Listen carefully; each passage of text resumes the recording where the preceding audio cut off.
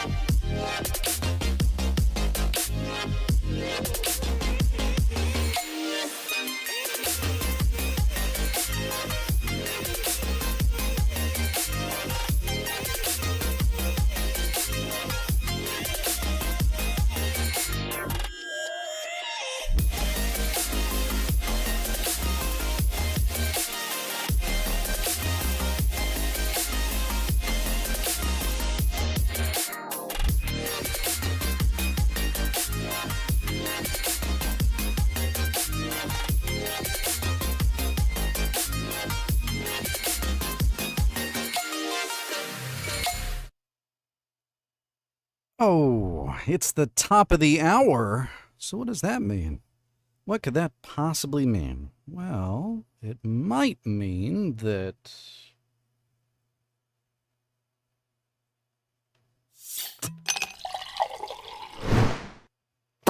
Whiskey Wednesday has started for the second time. If you're joining me tonight live, thank you very much for joining in. I'll stall here for a little. Well, not really stall. It's selfishly because I want to finish the last dregs of my tea before we get into the whiskey and reading, if you know what I mean. But tonight, speaking of reading, we're going to be reading a fantastic story from a fantastic author by the name of Luke Kondor. His story is, if you can tell down here at the bottoms, starting that way, going across, On the Road of Dust and Bone.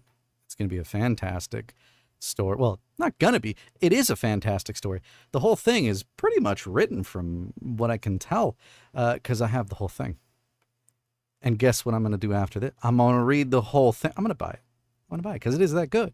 I'm going to buy it. I encourage you to buy it. Hit up Luke Kondor. Get the book. Is it out yet? I don't know. I forgot to ask. I'm assuming it is, but I haven't looked it up to see because I'm a bad narrator. Okay?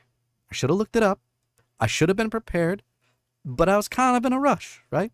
I'm looking at stream stuff, trying to get it all going. I got it going. It's working, right? I did some tests and stuff. You can see that scrolling on the chat stuff that's actually that way, right? See, I'm getting used to the reverse thing. But yeah, I'm going to read that story tonight. But you're getting a bonus on the second stream.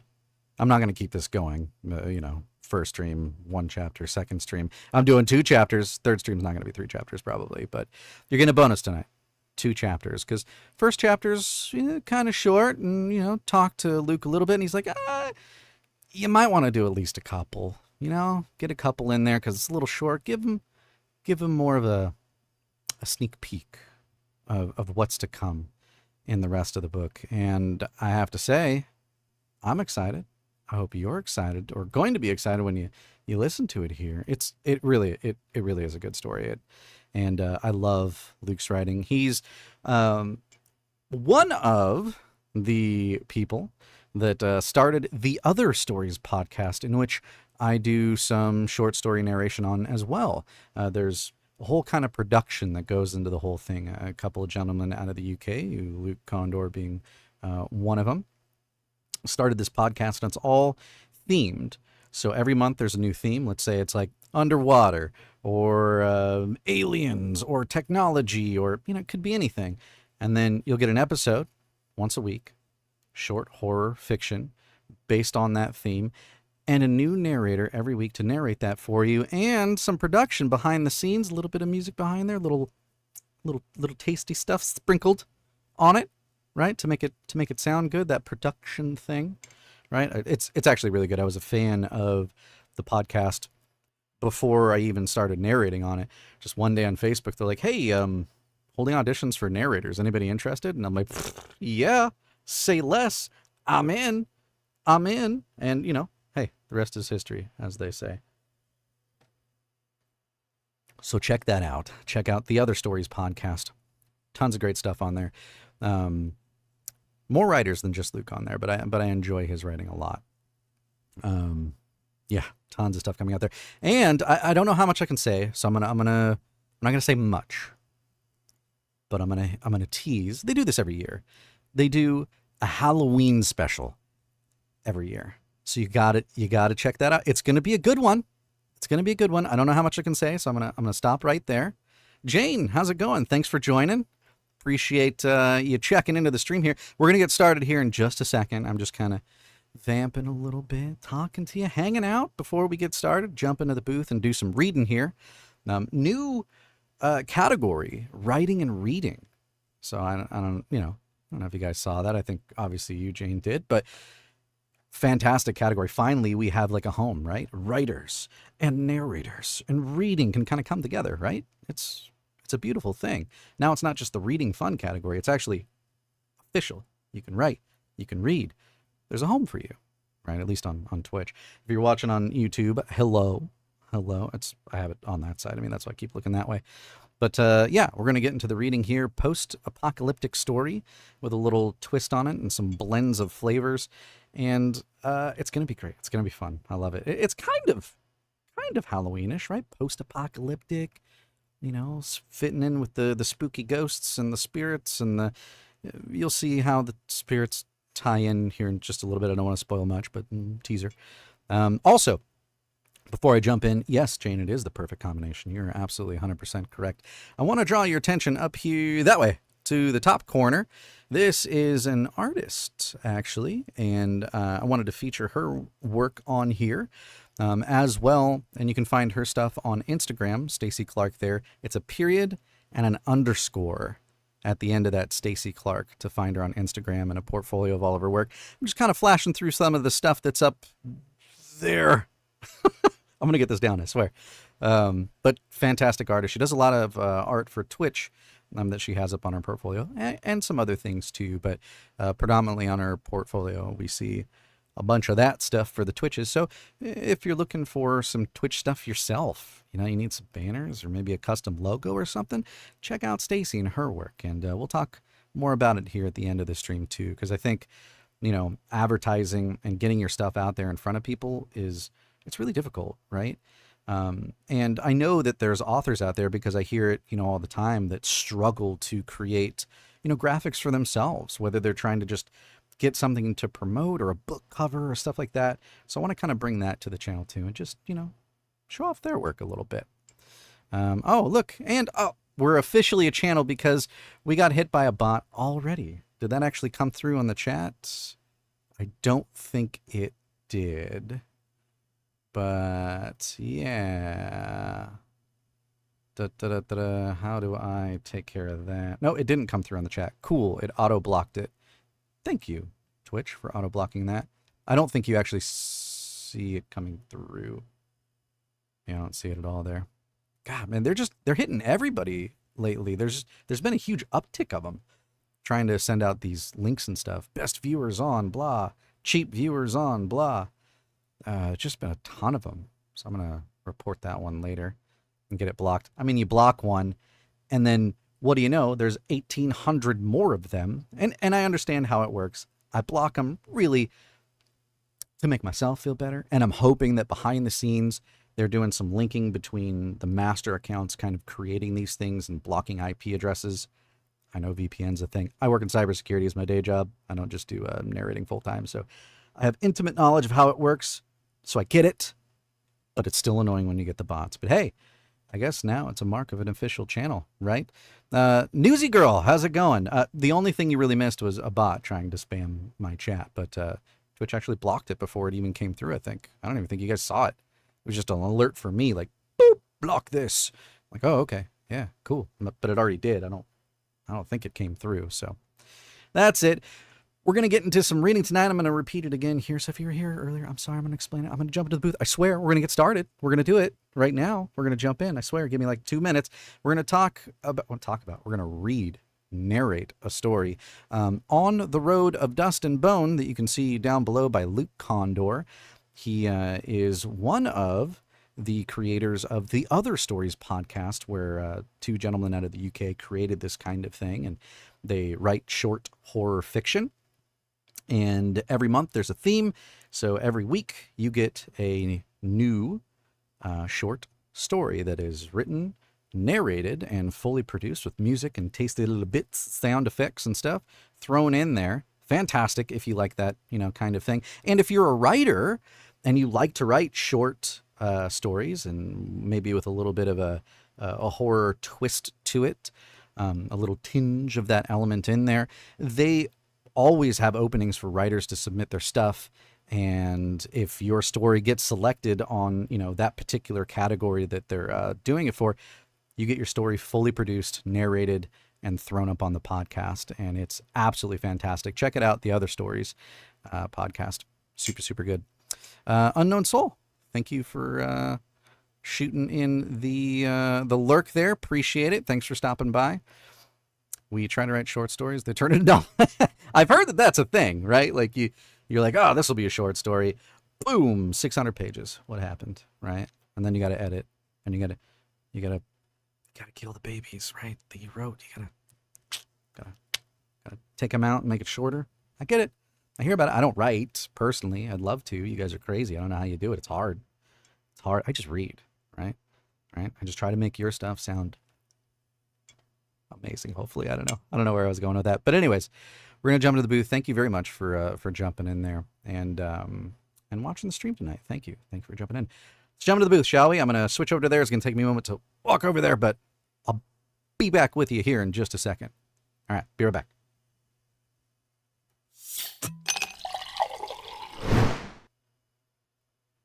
I'm just finishing up my tea. I'll be right there, I swear.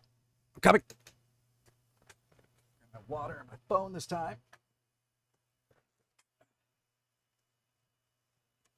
Oh, man. Stepping into the booth. Get the water going. Hydrate a little bit before we start. We sit down in our chair and get that stuff going. H2O. And tonight I decided to... Let me sit down so I'm not speaking to you at a weird angle. The microphone can actually pick me up. Here we go. Hopefully, you guys are seeing that. Oh, no, stop. I set it up a little differently than the first stream. I have my chats kind of side by side so I can see the chats of the YouTubes and the Twitches. And then I have my moderation up on the phone this time. Look at that. As if you guys really cared about how I set up my stream. All right. Okay, there we go. There we are. Now I can see it. That's a good angle. All right, how am I coming through? Can everybody hear me? I don't want to turn on the sound to hear myself because feedback loop and all that kind of stuff. You'll just hear it repeating, but hopefully you can hear me and it's at a good level. And we'll get started here. So I have the script set up here on the left side of the screen, I think it is for you. Hopefully you can see that. If you can't, and it's hard to read, let me know. I will adjust that for next time.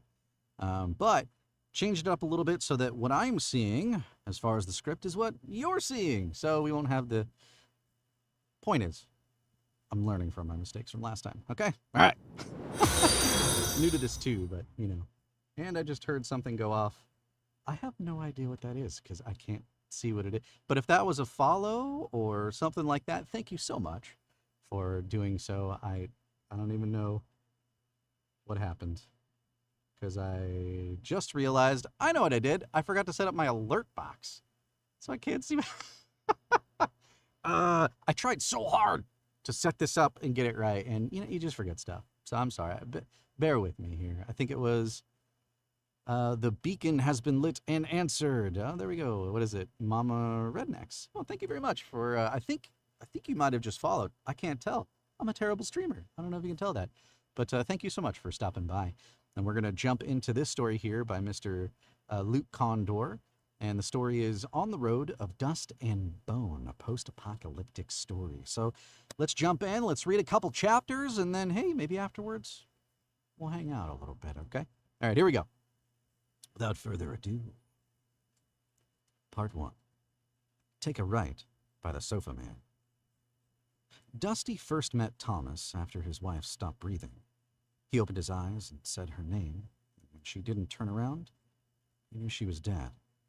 Her shoulder felt cold like a dune in the shade, her skin pale and blue. It reminded him of the cliffs in the morning. The lighthouse was silent but for the wind outside. He sat up, drank some water, crunched bits of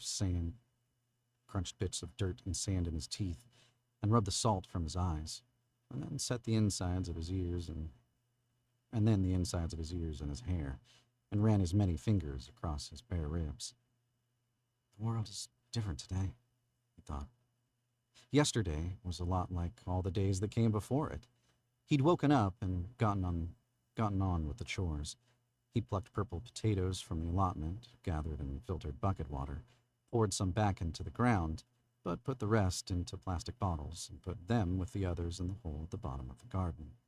He'd cleaned the house, wiped the sides of the windows with rot-filthy rags, swept the floors with a towel wrapped around a stick. He'd revisited old photos, reread old magazines, old books, looked at DVD boxes, and imagined how they played out. He'd boiled and sliced a single potato, poured a small glass of the cleanest water he had, and took both to his wife, who didn't eat, didn't drink. She didn't even blink. Together they watched the great bright through the large open window of the lighthouse bedroom, watched as it set over the horizon. Dusty stayed up most of the night, holding her five-fingered hand in his, waited until the end.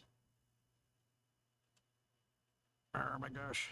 Okay, scrolling on the iPad is awkward when you're logged into your computer. I apologize. Here we go. It was a day he would repeat over and over if he could. But this day was not the day before it, and it would not be again. Today, for the first time in several years, Dusty was alone again. A breeze blew in through the open window and swept a fine layer of dust across the floor. Made him shiver. Already it was bright outside, bleaching everything. Dusty's spine cracked as he climbed out of bed and went to his parents' bedroom. It had been a while since he'd been in there, because he's always found it dirty and creepy, and there was a spider living in the walls that wanted a word with him. He left footprints in the dirt as he opened his dad's wardrobe and picked out what his dad used to call his Sunday best. He asked his dad if it was okay, and he said he didn't mind. Didn't mind, none at all. The trousers were too tight, though, and Dusty didn't line up the buttons on the shirt correctly, but he thought he looked pretty good. His dad said, "It's the thought that counts." Thanks, Dad. The shirt was dirty, full of moth holes, and the stitching in the jacket was coming loose at the sleeves, and he didn't think the baseball cap was part of the suit, but he wore it anyways because he liked the way it kept the light out of his eyes. Plus, his dad didn't wear clothes anymore.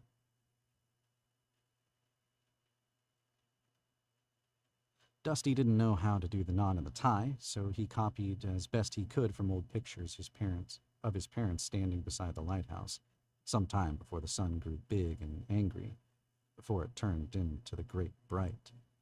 From the bed, Dusty's wife watched him lace up the shoes with unmoving eyes. She'd died, smiling. At least her teeth were showing. Dusty spun for her, tapped his feet, danced his fingers. The smile remained. From their bedroom at the top of the lighthouse, Dusty could see forever, could see where the sands went up and down like the seawater used to. Sometimes he imagined the tide coming in when he wasn't looking, going out every time he turned around, like it was a game they were playing. "What's the time, Mr. Wolf?" "Am I the wolf, then?" he wondered. "Am I it?" He wondered if anybody ever tried just calling the sea home. One time, Dusty looked through the window and saw a twister. It was a dancing column of ash and dirt pirouetting over the horizon.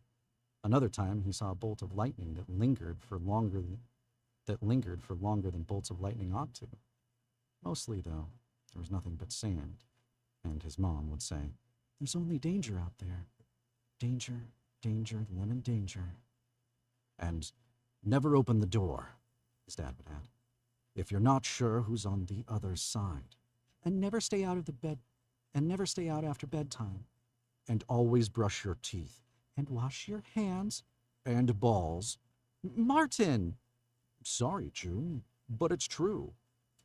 Dusty shook his head, brought himself back to the present. His wife, she'd tried for a while to breathe. For the last few weeks, it had sounded like she had a plastic bag stuck in her chest. Dusty didn't know how the bag got in there, but he heard it in her lungs with every breath, and once a person gets plastic in them, it's forever. When there's nothing left of the world, and it crumbles like a damp lump of sand on a man's open palm, the plastics will remain. Dusty was sure of it. All of his friends were plastic. He drew their faces with charcoal, did their voices in his mind. But then his wife arrived one day, and he didn't need imaginary friends anymore. He only needed her. and her stories of what life was like before she arrived at the lighthouse. She told him about how she lived on the road with her dad, and how he would drive up and down the long roads shooting pigeons with a homemade crossbow. Now she's gone, left Dusty in the place where he was born, named after what his parents saw all around them, as if they didn't have enough of it. Present, a present from beyond the womb. That and what was on the end of his hands. Dust and fingers. His dad told him that sometime back the world turned sour and everything ended. If that's true, his mom said, then how are we still here? I'm not, his dad replied. I died last week, and now you're talking to your son. Maybe Dusty was misremembering. Maybe Dusty had plastics in his head. Maybe he was talking to ghosts that weren't really there again. Still, his mom died a little after them. His dad said that the dust swallowed her. All right, what do you guys think so far of chapter 1? We're going to go into chapter 2 here. It's not much longer either, but I talked to Luke beforehand, and he's like, yeah, you probably want to read a couple because it's pretty short. I thought about reading 3, but I was like, nah, let's just leave it at 2 and give you like a little taste. Just girlies here. Our book, girls, suckers, for voice acting. I don't know. Maybe. maybe that's it. I have no idea. But yeah, super good story so far. Hopefully you guys are enjoying it, and thanks for hanging out with me so far. I'm going to grab a little drink of water, and we're going to jump into chapter 2 here in a second. How are your guys' nights going? As I try not to fall off my chair.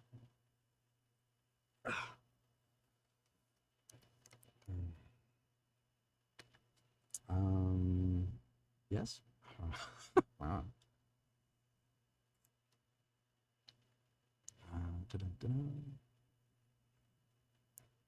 Hopefully you guys are having a good night. After this, I may be back on later, doing some voice acting kind of stuff. Maybe we'll see. I gotta stay up real late tonight, so I gotta pass the time somehow. But I don't really have much more material to read for you, unfortunately. There we go. Good. Just working on draft 3 for my English class. Ooh, homework. English homework. Well, hey, you're a writer. That should be easy, right? As I'm sure you're probably getting overcritical with your work because you like to write, and that's the thing you do, right? So it takes you twice as long as it probably would someone like me, where I'm like, thoughts, bleh, and I get a B, right? I'm very glad I'm out of school. I'll say that. Well, kind of, I guess. I'm doing narration, I guess, lessons with a narration coach, because I want to do the narration, eventually full-time. I want to be a full-time gig and do audiobooks and things like that. So, and voice acting here and there on the side. So, I want to turn that into my day job if I can. But baby steps, as they say, right? Baby steps. So, but good. Glad you're working on that, and hopefully I can provide some background ambiance for you here. We're going to dive into chapter 2 here. And then when we're done, we'll step out of the booth and we'll talk about it if you want, or talk about really anything. Hang out for a little bit. We'll call it good. It's going to be a short and sweet kind of live stream tonight, and then that's okay. We'll have longer ones in the future, I promise. So let's jump back into it. Chapter 2. Dusty buried his wife at the next rise of the Great Bright, 3 steps from the blackened oak tree stump, somewhere between the gas cans and the outhouse, in a patch where his mom and dad lay. He marked her grave with some loose rocks by the dry stone wall behind the lighthouse, and took the clothesline and tied some plastic bottles together, all the brands his wife used to love: Coca-Cola, Sprite, Dr. Pepper. They used to imagine what they tasted like. They were heavenly sweet. Dusty patted down the grave, threw down the shovel, and placed the empty bottles around the raised ground. He spied the white cliffs overlooking the desert, then up the dirty walls of the lighthouse and to the shocking blue skies. He thought about how those drinks tasted. Then he drank some water. Then he drank some bucket water and tried to imagine the sweetness. He got about halfway there before he realized his eyes were closed and he remembered where he was, at a funeral. "I'm very sorry for my loss," he said as he drew a line in the sand between his dead wife and the rest of the world. Said his goodbyes in his thoughts. Tried to remember a time when things didn't smell of sulfur and sandstorms. Did it always smell this bad? Didn't we used to hold hands and laugh, and fall and cry and pick each other up? And didn't we used to run and ask and sit by the fire and tell stories? And didn't we used to smile? Didn't we used to ask questions? He honestly couldn't remember. Dusty couldn't even remember where he buried his mom and dad. He thought he'd put down rocks, but couldn't see them anymore. He counted his many fingers 3 times over, thought that perhaps that's how old he was, or how long ago it was that his parents promised him that the world had ended. "Show me," he'd said. "It's not something you can show a person," said his dad. "It's something you have to see for yourself," said his mom. "It's where the road runs out," his dad continued. "And the only thing that's left is ashes. I think it's north of here." Dusty still didn't believe them, but he was alone. So what better time than to take the wheels and spin them, to leave his wife to her end and to go find his own, to ask another question or two, like, where is it? Where is his apocalypse? Where are his end times? "Where do I go now?" he said, specifically to the mound of dirt where his wife lay now. He could almost hear her voice, like she was trying to talk to him through a thick pane of glass, like he could see her lips moving but couldn't read them. Maybe she was saying home? Or she might have been saying road. It was impossible to tell, on account of her being dead, and potentially it only being Dusty talking to himself in his mind. It wouldn't be the first time. "Road it is," he said. Inside the outhouse, Dusty reached into the car and took off the hand. Oh my gosh. Accidentally zoomed in. There we go. Inside the outhouse, Dusty reached into the car and took off the handbrake. Outside, he grabbed the rope, tied around the bumper, and pulled. Family car crawled out like a rat from a bean. The family car crawled out like a rat from a bean tin. It was shy, but he yanked away at the canvas and its windows gleamed, and the faces he'd drawn on the headlights were still there. One a smiley face named Luglane, and the other a sad face named Bimsy. He'd almost forgotten about them until now. "Just don't go above the speed limit," his dad said. Or it might have been the wind picking up, or the bottles around his wife's graves rattling. "And make sure you fill her up before and after." "Okay," Dusty said. His mom was quiet. With the funnel on its side, Dusty filled up the car with fuel, careful not to spill any. Then he placed the 2 remaining jerry cans in the back seat, along with a few bottles that he'd filled with the last of the collection. Along with the few bottles that he'd filled with the last of the collection of. Let me scroll down, because I'm going to need to get there anyways, as I stumble over this line.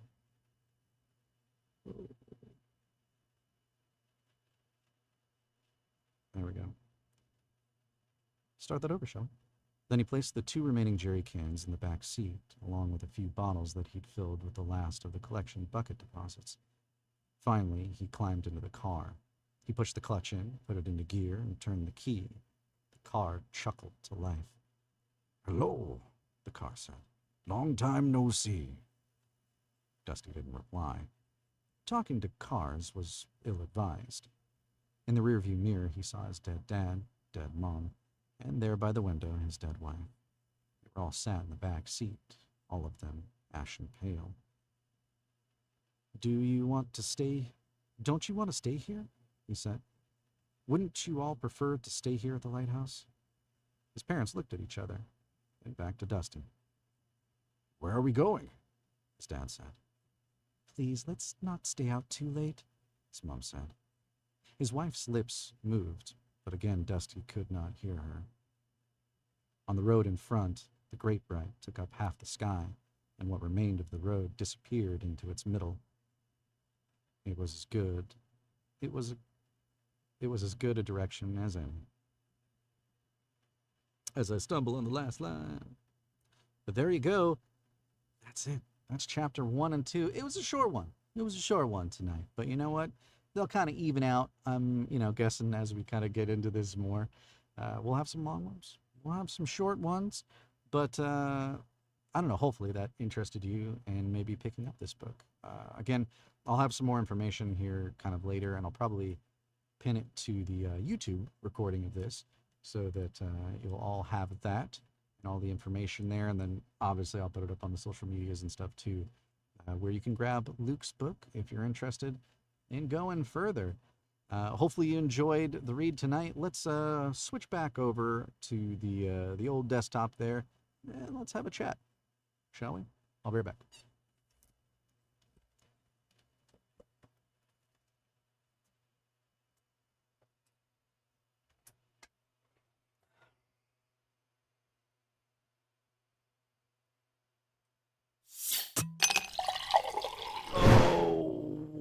Boy. Boy, oh boy, oh boy. Oh, I forgot to grab my phone. I'll be right back. Got you. Can't forget you. I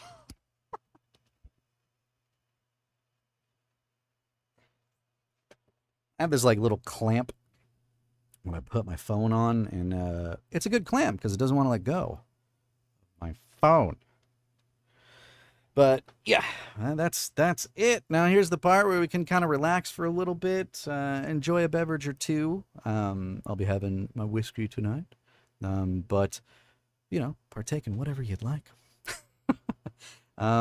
If you're still there and you're watching the stream, did you like the story? You think you want to read more? Maybe, I don't know. What'd you think? What'd you think of Dusty there? Is he losing his mind? Is he actually talking to ghosts? Did you catch how many fingers he actually has? It didn't come out and spell it out right away, but it alluded to his hands. I don't know if anybody caught that. I don't think I really caught it the first time I read through it, but kind of on the second read there, I was like, wait, why is he referencing his hands? Because he references his name and his hand. He's got more than 5 fingers on a hand. Spoiler. He's got 6 on each hand. I don't know if you caught it, but I thought it was kind of neat. Because I didn't pick it up the first time. And then as you get kind of into the later chapters, I think it's a little bit more apparent too. But I like this writing style. I like how Luke is approaching this story. How he's kind of building this world with his dead parents and his recently dead wife.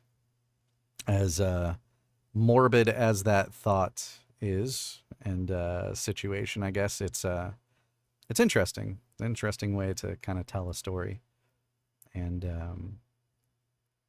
it's good. I'll give you some hints. He meets up with at least one other person in his adventure here, and it's interesting how kind of the story plays back and forth, and he's talking to these ghosts. We don't know. I haven't reached obviously the end of this yet, so I don't know how the story ends and what the actual answer is to it, but it's interesting.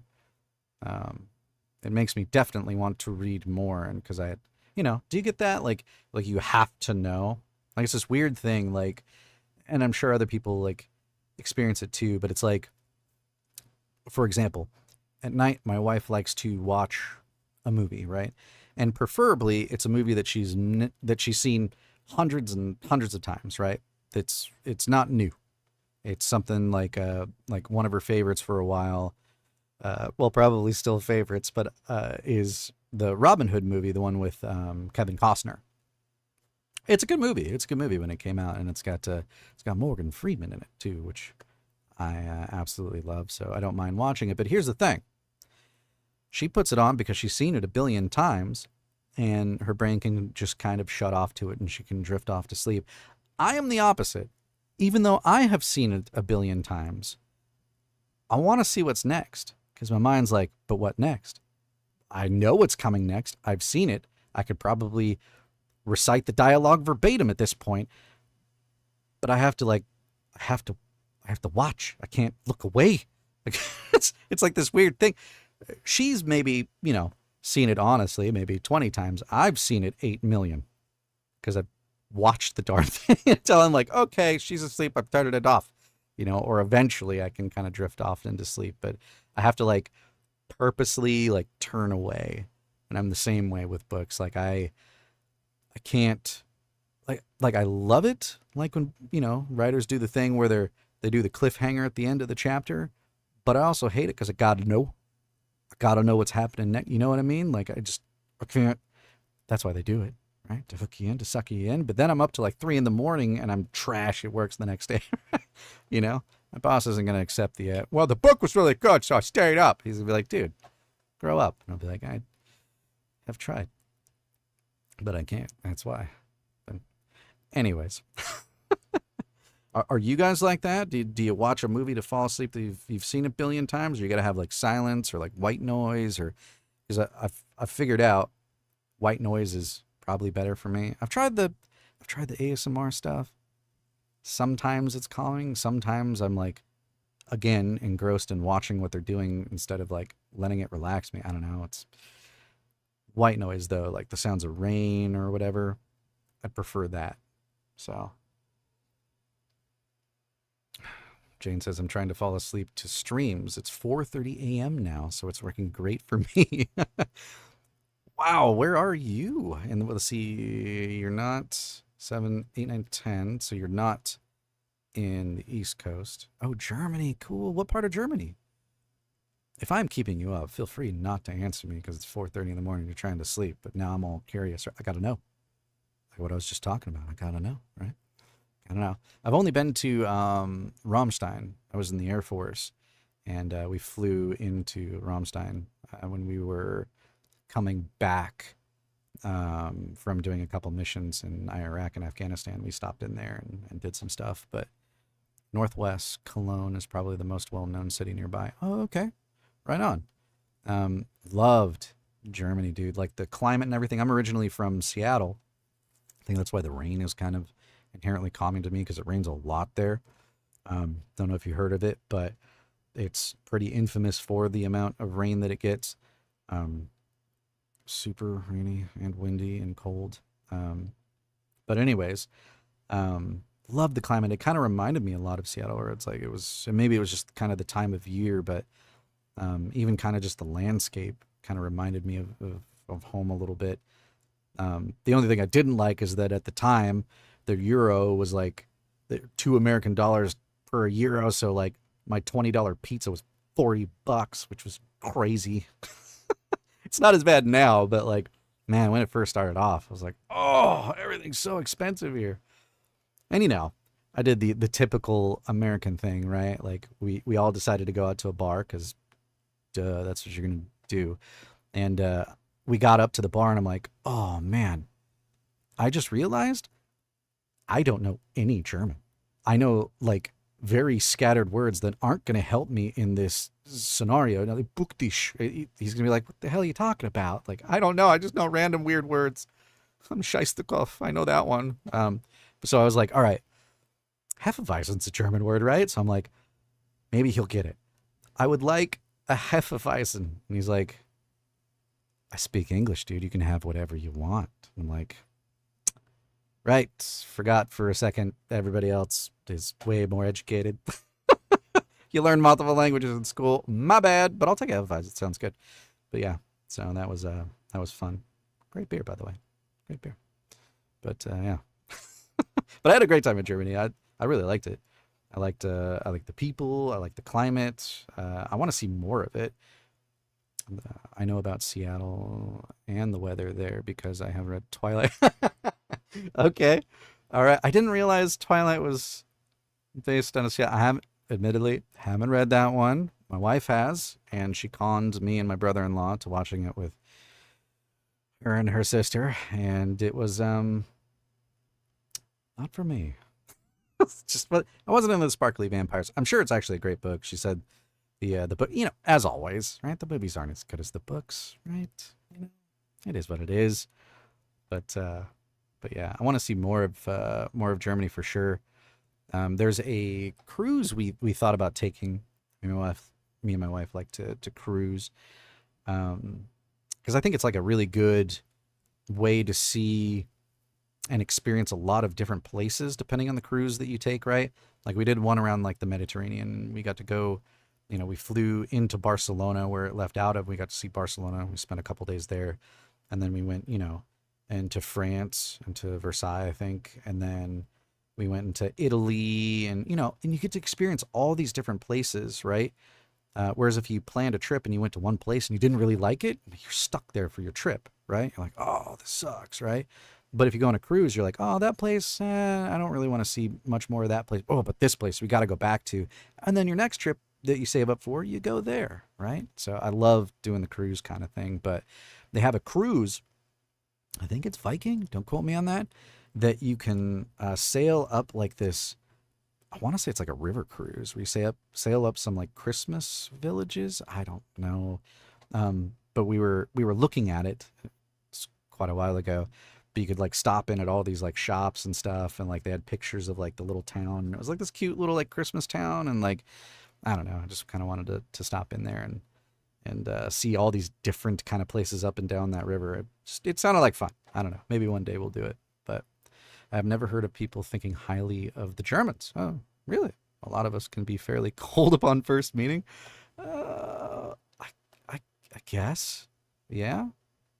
Yeah, maybe. I don't know. Maybe it's the, I don't know. Maybe, well, I guess it could be demeanor a little bit, right? And slight cultural like differences of, because yeah, I don't think there was a lot of like you can walk depending on the state. It's different, but like in a lot of southern states, in some of the West Coast states, I'm in California right now. You could walk down the street and be like hi and wave to people, and generally that's especially in the South, you'll get that kind of feeling.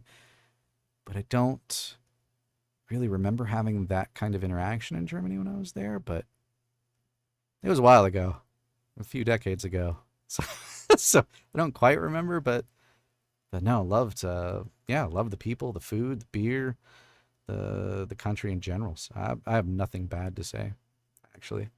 We used to, so I was in the Air Force, and that was my experience, with Germany and a lot of like different cultures. We had some Germans that came in to fly their fighter jets in an exercise that we do called Red Flag almost every year in Las Vegas, Nevada.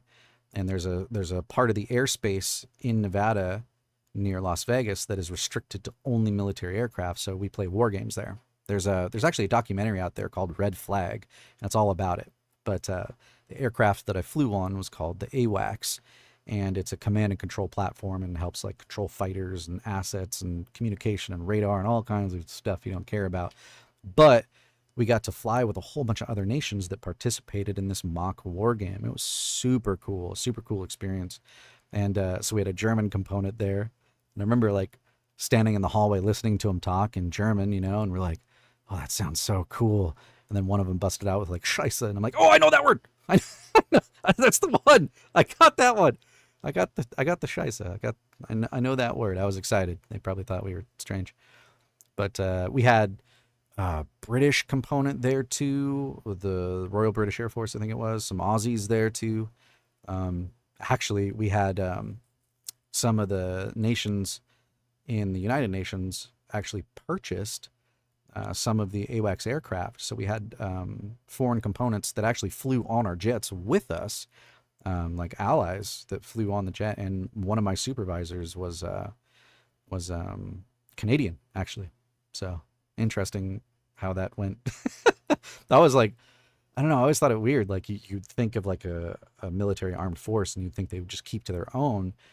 But no, we bring in allies all the time, and, and really kind of intermingle with them in certain aspects. So really cool experience. But one day I will do a German stream. That would be cool. I would watch that. So many of the writing and reading communities seem to enjoy the thought of just hearing the language. I would not understand anything unless you said Scheisse, and then I got anything from the band Rammstein. I might pick that up, maybe 50-50, but I would love hearing that. I love the sound of like different languages, you know?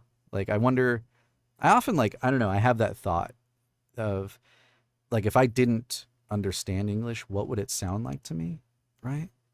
Like, you know, I don't know if you ever thought about it. Like, obviously, if you know German, you understand what they're saying, so it's like different. But how would it like sound if you didn't know it, right? Or like if I listened to like a French person talk, like, oh, that sounds so cool and melodic, and I have no idea what they're saying right now, but it just sounds really cool and interesting. Like, I don't know. Heck yeah, I would watch it, even not understanding a darn thing. I would definitely listen to that. Maybe that's a stream you do for people to, you know, fall asleep to. There you go. You're welcome. I don't know. But no, that sounds cool. I'd listen to that for sure. Do you actually stream, Jane? I don't know if I ever looked up. Can I look the thing up from here? Can I like click on your name? What does it do? Nope, doesn't give me too much info on this screen. So I don't know. Do you stream? Now I clicked on it. Now I don't know how to get out of it. What did I do? I'm sorry. What did I do? I don't know how to make it go away. Did I just click over here? No, did I click down here? Nope. Well, now it's blocking my screen. I don't know what I did. Bear with me. I do stream like 5 days a week. Oh, no, this is making it impossible. I'll just read it down here. I do stream 5 days a week currently, mostly writing streams, but also some gaming. Oh, very cool. Very cool. What kind of games do you play that are they writing oriented or just games, I guess, in general? I mean, it's Twitch, right? So do I not follow you? There we go. I sent you a follow. I thought I followed you already for some reason, but well, now I do. So there you go. Mostly writing and some gaming. Oh, cool. I'll have to check it out. I love that they created this new category, the writing and reading thing. It's actually fantastic now that we have like, it feels like a home, right, for writing and reading stuff. And I've met so many people across the past couple days here that are mostly writing, but a lot of readers too, that I've stumbled across. And I remember like maybe, I want to say like 4 or 5 years ago, looking for a narrator specifically on Twitch, and I couldn't find anybody. You know, super hard to find somebody because what do you search for, right? You do all the keywords and just nobody turns up, right? Really everything because it's October and I'm going spooky, sweet. But I love anything puzzle solving and story based, which you could say is writing related. Hey, absolutely. I could see the tie in there. Story based stuff. Somebody's got to write it, right? And puzzle solving, right? So they're going to come up with strategy there. No, I can see that. I don't even think that's a loose connection, but yeah, I love the Halloween month and the spooky stuff and the theme. I like, during this month specifically, it's kind of a tradition I have that now I'm bringing my son into the mix because he's old enough, finally he can see some of these things.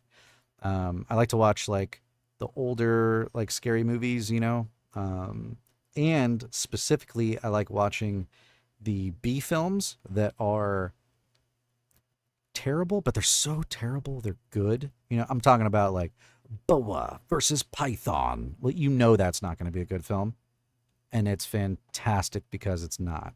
You know, like it's one of those. I just love kind of doing that. There's one, I can't remember the title of it, but basically the premise is like Nazi zombies in the snow, and it's not great, but it's great. One of those. So, anyways, I get to introduce him this year to a whole bunch of stuff. We started off with the first Saw movie, and he was like, I don't think he was prepared for it because we've watched, like, I've tried to start him off on like you know, the classics, right? We did Alfred Hitchcock and, you know, Psycho and those type of things, and you know, they were rated R for their time, but nowadays that's nothing, right? I don't even think they swear in that movie. But the suspense and the psychological kind of aspect to it, I wanted to kind of introduce him to that concept from one of the masters, arguably, of the cinematic times, right? Where he was very good at that. And we watched a ton of Hitchcock stuff, all kinds of stuff from Vertigo to, Psycho, and all kinds of stuff. Um, the old horror movies are the only ones I watch. Most of the new stuff doesn't tickle my scare. Yeah, well, like a lot of like the stuff right now, the contemporary stuff right now is, I think they try to go too much into the jump scare factor, and they don't do enough of like the Hitchcockian thing, right? Where they're getting in your brain, making you think about it, and that's why it's scary, right?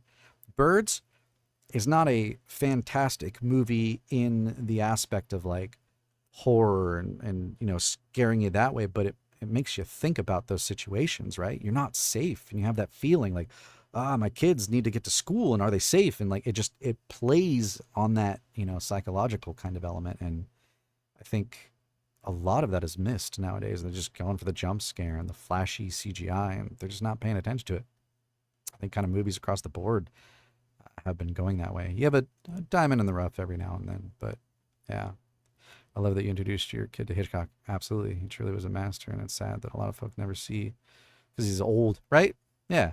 You gotta start with the classics. It's like with music, right? I started him off with the older stuff, gotta introduce him to the oldies but goodies, right? So he's got like a good, array of what he would probably consider the oldies, which makes me feel older and older every day, of which he reminds me I am. So I'm at that point where it's like I am old to the young people, but I'm young to the old people, I was talking to my wife the other day, and like, I think I need to buy like a Corvette or something, right? Isn't that what you do? I'm not sure, but I think I'm there. I don't know. But yeah, dude, Hitchcock was a master. And there's so many movies I want to introduce him to.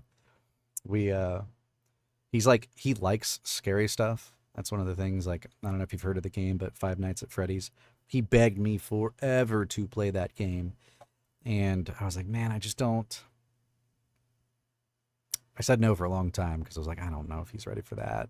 Finally, I was like, okay, you can play it, and he just loves it, right? He likes, I don't know, he likes that element, I guess, of being scared and running away from things, and it's got a little bit of puzzle solving in there too, so not too bad as it comes in terms of a game, but he likes that. So we, my parents did the same for me. 60s to 80s music makes up 90% of my taste, right? I just like the older stuff, right? I have a 1955 Chevy Bel Air in my garage that I'm restoring, and the only music that'll be played in there is 50s and 60s music. You know what I mean? Right? It's got to be old school. That's the way we got to keep it. But I just love the old stuff, man. It's good stuff, right? Not to say that today's stuff, there isn't good stuff too. There is, but I just have this, I don't know, liking, I guess, of the classics, of the older stuff. But anyways, so he likes being scared, right? My son. And he likes that horror kind of theme. So I was like, hey, your very first scary movie that you're going to watch, you're going to love it. It's really scary. I don't know if you're ready for it, but it's called Gremlins. He was so not impressed because I talked this movie up all week, like, oh, this is the pinnacle of scary movies. It's a defining film of our time, of the 80s at least. You're gonna love it. It's super scary. I don't know if you're ready, but I talked it up, and in the movie, he's like, what is this? He's like, the CGI is terrible. I'm like, it's not CGI, buddy. They're puppets. That's practical effects. I could see it all over his face that he was not impressed, but I thought it was funny. But Five Nights at Freddy's was my intro into horror games as well. Oh, okay. Recently listened to the audiobooks about it. Not bad either. Oh, I didn't even know they had audiobook. I knew they had books because he's asked for them, and I'm like, hey, if you're going to read something, here you go. Like, I'm never going to tell you no if you want a book, I guess. That could get out of control. Hopefully he's not watching this, right? He's not. But yeah, I know there was books, but I didn't know there were audiobooks of it. I'll have to check that out. He might like that, actually. Oh, because he doesn't have all of them yet. But I don't know. Yeah, we'll have to check that out. That's cool. I didn't know there were audiobooks of Five Nights at Freddy. I guess there's like almost audiobooks of everything nowadays, right? But which is good, because I want to make some of those audiobooks. So, more the merrier. But oh wow, another one popped up, and yeah, Twitch is just instantly blocking them. Cheap viewers on a link. That is awesome. Thank you, Twitch, for doing that. Don't have to worry about it. Many audiobooks equals more work for narrators. Absolutely. I want to get, I think, more into the nonfiction side. I really like World War II history and ancient history, kind of just in general across the board. Doesn't really matter what ancient history, but I find it fascinating, right? Like the story of Genghis Khan and Kublai Khan, the Khans, right? And that whole thing was just, I could, learn more and more every day and be okay with that. And like the history of Rome and all that's fascinating. It's just, history's fascinating, right? World War II, there's a ton of stuff on it.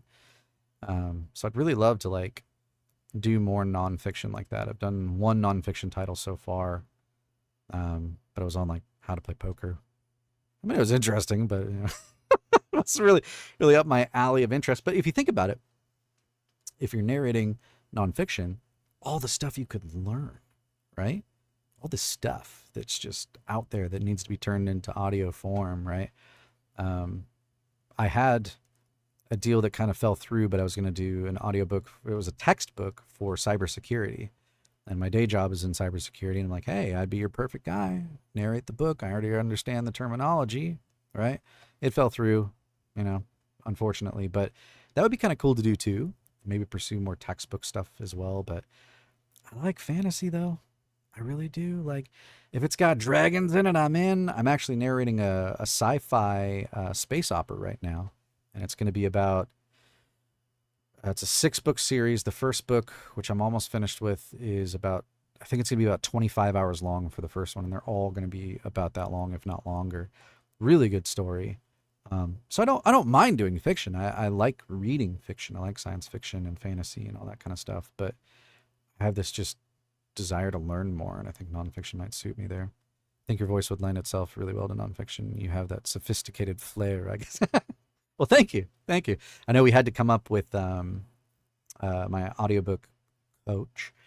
You have to come up with like, a way to market yourself. So I, reached out to people that had listened to me before and some people that had done books for. And I'm like, hey, could you describe my voice? It's weird because how do you describe your voice? Like I hear it every day and I really don't like it that much, but I guess other people do, which is great. But so I came up with 3 words and then you have to come up with like a phrase, right? So at the beginning of my stream, the little thing you see is my phrase and the 3 words that you kind of see down there over the logo. So will I keep it and keep using it? I don't know. But yeah, I have the versatile, eloquent, and confident. Here's my 3 words. I don't know. That fit? I have no idea. You tell me. But that's what I'm using. I'm sticking to it. But yeah, it's fun.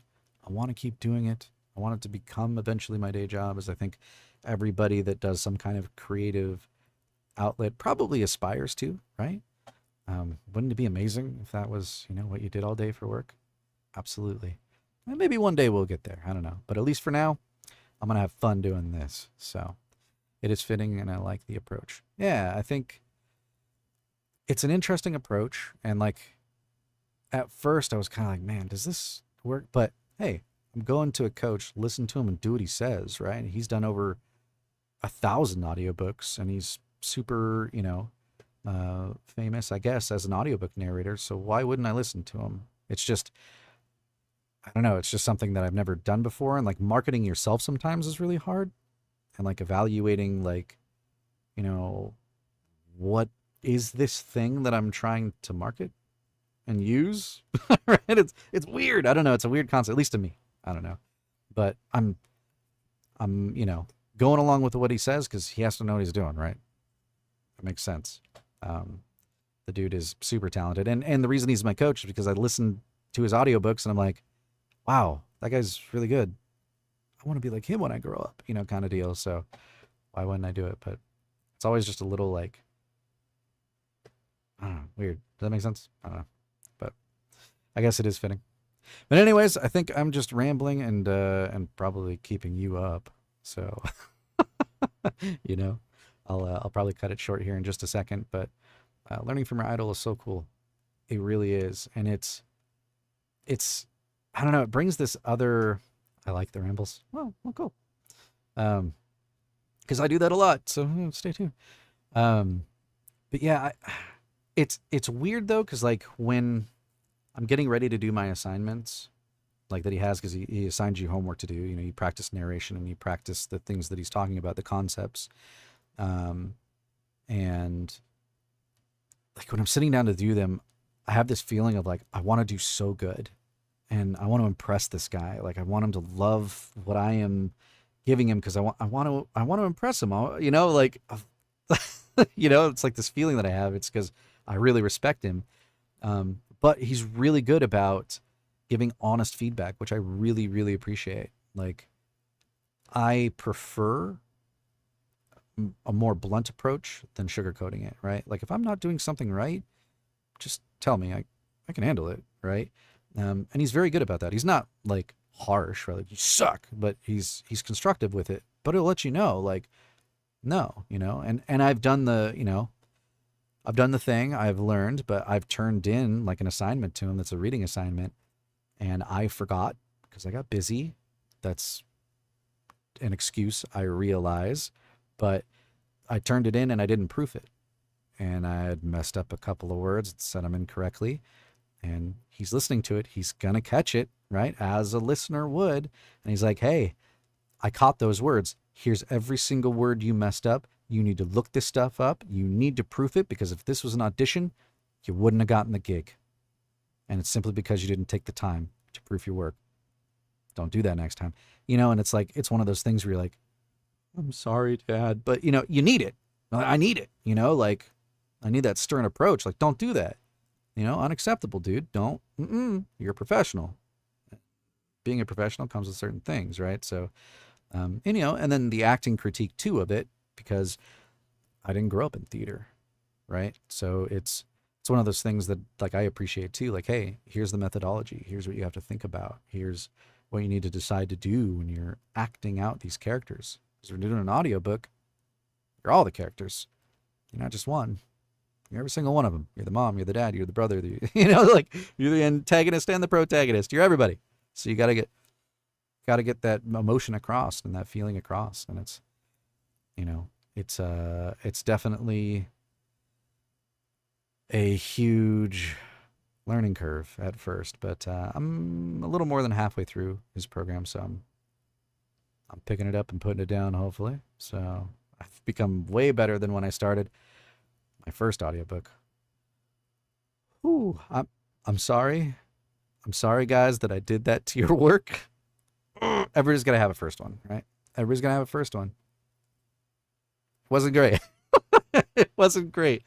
But that was, 2014, 2015 was my first audiobook I ever did. So I've learned a lot since then. Actually, it was kind of that experience where I was like, I need to chill and just do short stories and do some audio dramas and work on my acting and stuff. And then finally, this year, I was like, no, I'm going to get a coach. I'm going to start a business. I'm going to do this the right way. So that's what I decided to do, right? Thanks for entertaining me for a while. It makes the insomnia easier to deal with. Dude, you have the insomnia too. I don't have it a lot. I don't get it a lot, but I go through like little spells of it where you just, dude, that is such, it's the worst, isn't it? It's the worst. You just can't go to sleep. Nothing you can do about it. You're going to be up, right?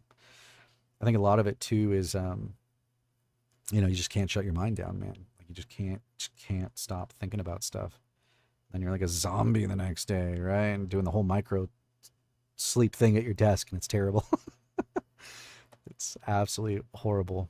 But it's very few and far in between. Lucky me, but I do get it sometimes. Most of the time, I'm out quick.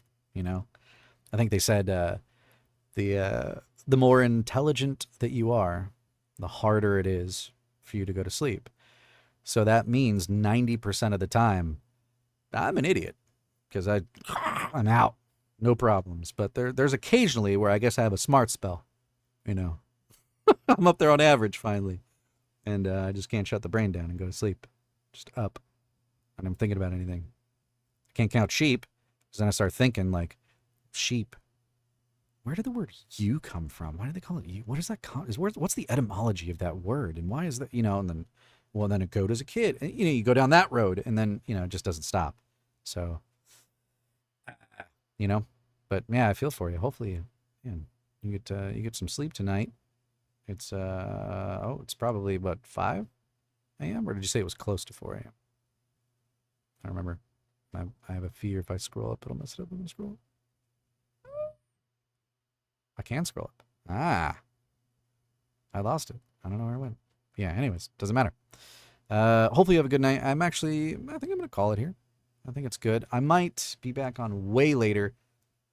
You hopefully will not be up then, because I have to stay up late tonight until the wife comes home at 2 in the morning my time. She's an ER nurse and doesn't get off till late shift, but I got to stay up until she comes home. I'm going to do some stuff. Maybe I'll stream. I don't know. Do some voice acting or something. Oh, I have no idea. But anyways. And also, yes, it is 5, and I'll try to get some rest, dude. Heart goes out to you. Try to get some. I'm crossing my fingers and wishing you sleepy times there. So I'm going to call it here, I think, and finish the rest of my whiskey off stream. But have a nice day and night. Time zone. We'll do. You do the same. Get some sleep. And thanks for stopping by again. I appreciate it. And at least by next Wednesday, I should have another story. I'm trying to line up a story right now with another author. And more to come on that in the social medias and stuff. And I'll announce it probably here soon when I nail down the details of that. But until then, get some sleep. Talk to you next time. Thanks again. Bye-bye.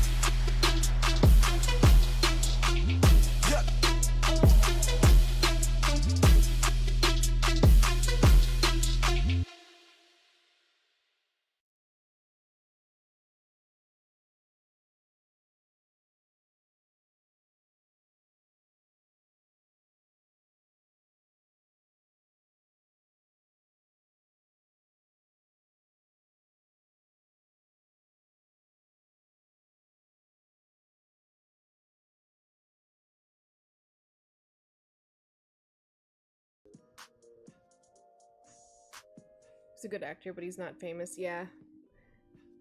Vinnie Jones, never heard the name. I mean, it doesn't say a lot that I've never heard of them, because I'm not super... Hi, welcome in, welcome in. I'm not super into movies and television, and I can't keep up with actors, but yeah. Welcome in, hello, hello. That is a treat for the kiddies. I am Oracle, and predominantly a writing streamer. Tonight is an editing night, a bonus editing night, so I get to run the timer of my edit-a-thon, which is a modified subathon where chat can add to a timing bank by doing various things, and like rating, subbing, gifting sub, and all that, and I have to spend the time doing bonus editing streams, trying to clear through my editing queue. That is a treat for the kiddies. So let me go ahead and give them that.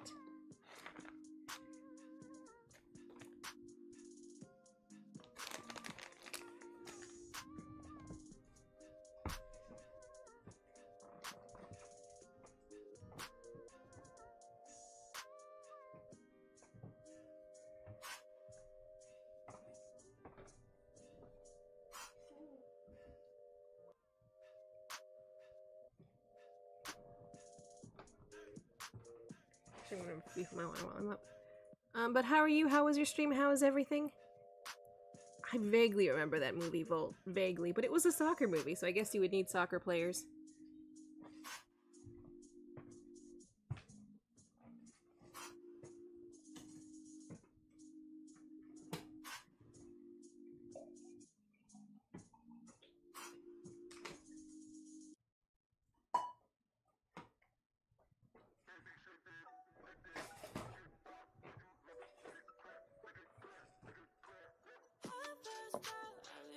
I'm gone in 60 seconds with Nicolas Cage.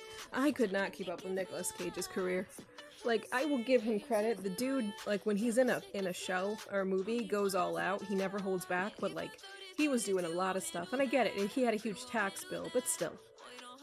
Good, and thanks for asking. Did a narration stream tonight of a post-apocalyptic story? Ooh, nice! Nice. Those are really fascinating to me because I think it reveals a lot about like what you think about humanity, and it provides an interesting parameter to evaluate ourselves. But I don't think it's the sort of thing I could ever actually write. So good for you, for. This was okay. So pre-tax bill he couldn't pay, I'm guessing. But yeah, I mean, listen, as many goofy movies as Nicolas Cage was in, I do have the utmost respect for him that he doesn't seem to half-ass it at any time. Like, good for him for that. These ones again. Loved Gone in 60 seconds. Not. I'm glad you and Bolt do. I'll have to add it to my list. I will add it to my list, I promise. Eventually I will see it, and then I'll know exactly what you're talking about.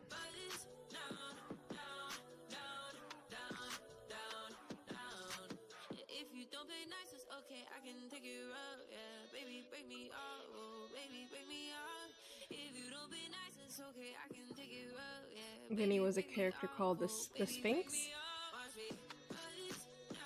Okay, a little confusing. I have a feeling if I actually watched, I would understand. A little confusing from the outside looking in.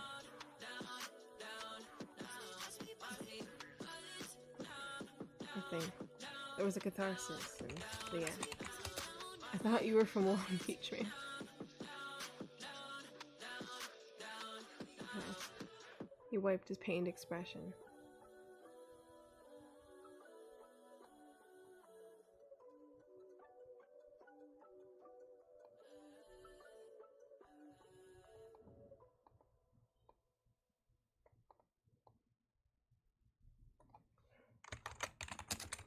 I'm gonna pass.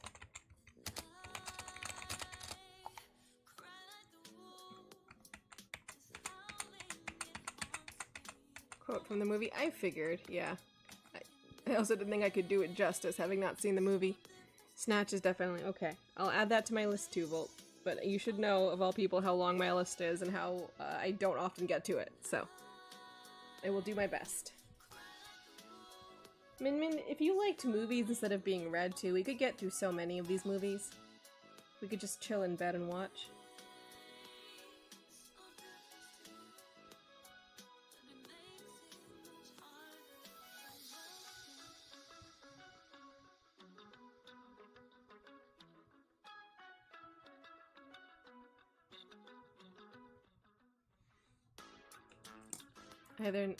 I don't know where you can stream it in the US, but I know it's on Netflix in the UK. Yeah, Netflix or Hulu are probably the safe bets. If you Google it, you can usually figure out where it's streaming. Hang on, actually, I should just do that instead of telling you that I could do that, right? Sorry, I had to sneeze. Okay, yep, it's on Netflix. Okay, I have Netflix. Yep, 4 beat me to it. I was too busy sneezing and trying to mute before I sneezed so I didn't bust the mic. I have very loud sneezes and I am not that far from the mic.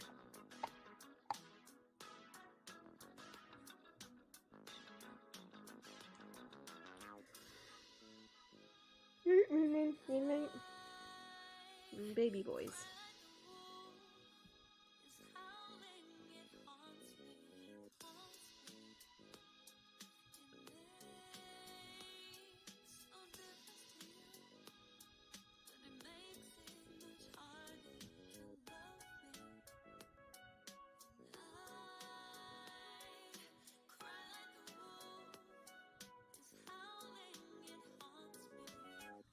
Brad's character has such a heavy accent that no one can understand him. Is it like intentional to the story, or did Brad Pitt just be like, fuck it, I'm gonna do this version of the Irish accent? Because I don't know, I feel like it's something Brad Pitt would do. Sorry, that's a divisive statement. I could just see, okay, intentional. Okay, there's that at least. Right, Min Min? Right, Midnight? I had to buy like 12 pairs of socks last weekend because Min Min keeps tearing the elastic and chewing on them. It's intentional to the story. Okay. Okay.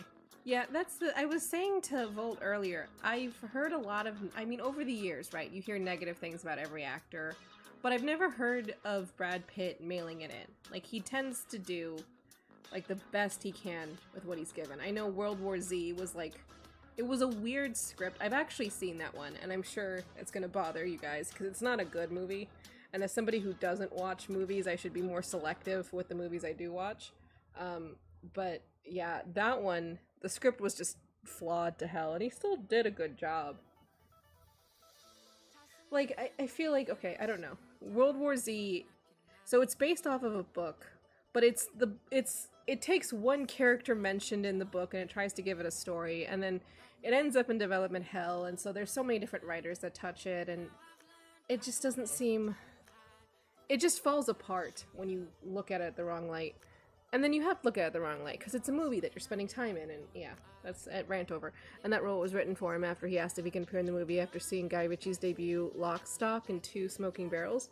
I feel like I've heard Two Smoking Barrels is really good. It's one of those things that, like, I hear of movies in the distance. Okay, I'll add that to my list. How about I just add Guy Ritchie to my list, and I try to see all the Guy Ritchie movies I can on the rare occasion that I see movies, and no more watching World War Z.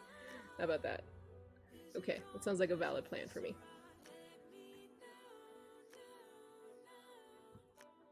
Yeah, I forgot. Okay, to be honest, I went with a friend to go see World War Z in theaters. If I remember correctly, I might not be. But it was not, like, entirely my choice. That usually tends to be only some are great. Okay, but are they decent? Will I regret the time I spent watching them though, Bolt? Because like, if they're all okay movies, if none of them are like worthless, then odds are it'll all balance out. I actually don't know if the odds are that it'll all balance out. I'm just willing to call it that. Yeah, like oh goodness. M. Night Shyamalan movies run such a gamut. Oh good, okay, I need to be specific. Okay. I totally knew what you were talking about when you said M. Night. As a fan of Avatar, The Last Airbender, I know exactly what you're talking about. And I don't know, that's... M. Night's career is fascinating in, like, the worst possible way. Okay, Snatch, yep. The Gentleman and Lock, Stock. Like, because you can tell he has, like, a... So M. Night clearly has a very interesting way of conceptualizing stories and, like, seeing all the pieces linking together. Let me give the kitties some treats. And it's... He could have been a good director, but I feel like after his early successes, nobody held him in check, and then he actually started kind of fucking around. And then... like, nobody could say anything to him, because his movies had earned too much money.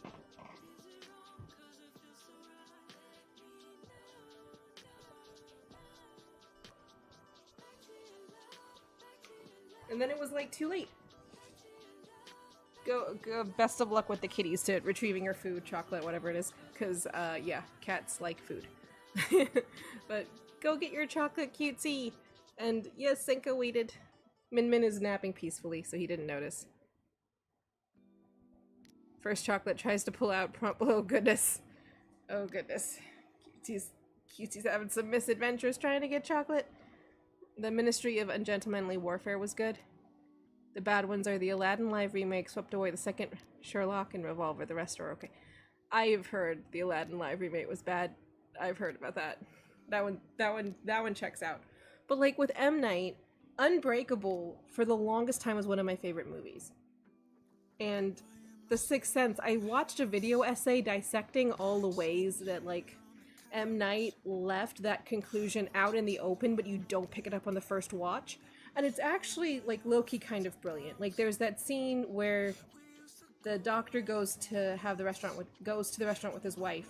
And if you are careful and you actually like watch the wife carefully, you will pick up on what the twist is. But you're not primed for it, so it goes over your head, and then you get the shocking reveal and the knowledge that you could have pieced it together had you been more careful. Like, it's a really good film. But then he just kind of drops the ball, unfortunately. Yeah, exactly.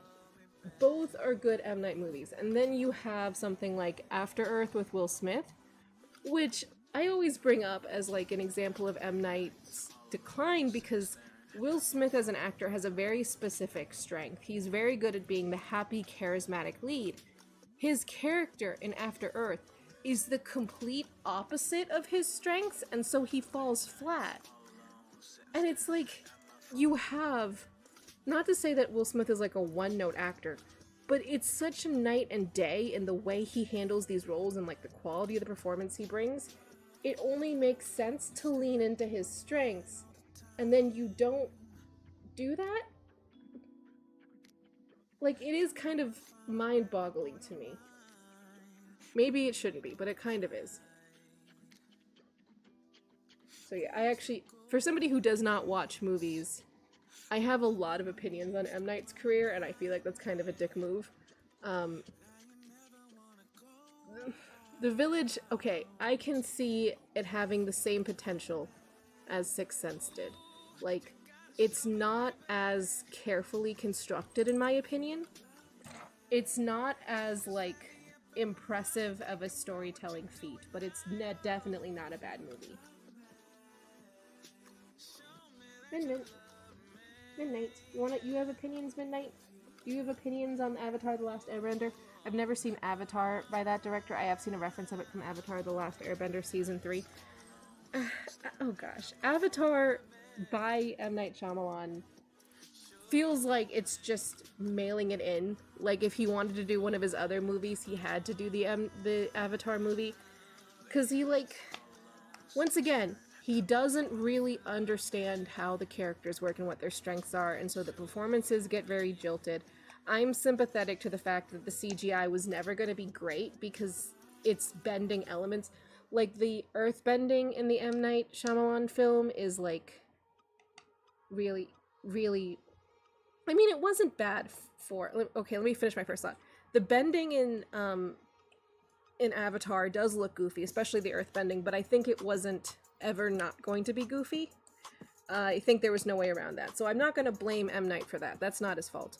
But I do like The Village. It's not one of my favorites of his, and I think I will always in the back of my mind compare it to to the movies that I love of his, just because when I think about like when I first saw Unbreakable and like